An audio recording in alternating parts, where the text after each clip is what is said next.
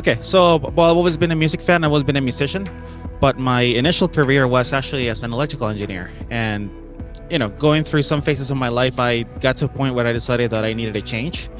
And then I met my mentor, James Seabrook, and then he directed me to Recording Connection. So I looked into it. I decided to get enrolled. I got accepted, and now I'm here. And yeah, it was one of the best decisions I ever did.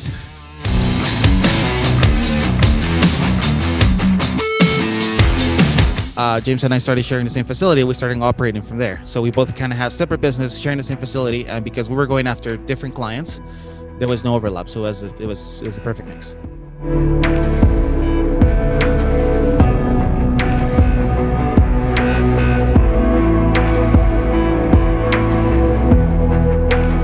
But then I soon started to realize that a lot of the clients that I work with, a lot of them are either wanting to do it all themselves and they just want to give it to someone else that knows how to mix faster and better, or they want to mix it themselves and they just want to give it to someone that will master it and make it sound better, or they take the DIY approach in which they want to save some money and they want to record everything themselves at home and then just send it to me.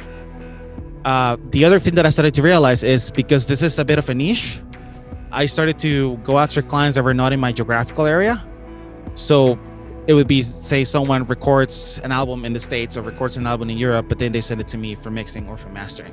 So that's when I started to realize, hey, I don't really need to be in a recording facility all the time. I can just set up shop at home and rent a facility when I need to, but then just market myself as this online guy who mixes and masters. When I started, I always thought the way to go was just to have a facility and have a big studio to be successful. But now I'm realizing that it's very possible to be lean, to just have a setup at home that is very well acoustically treated and just basically get business and work from home. To me, that was really exciting when I learned that I could do that. I don't have to have the overhead of a commercial facility to be successful.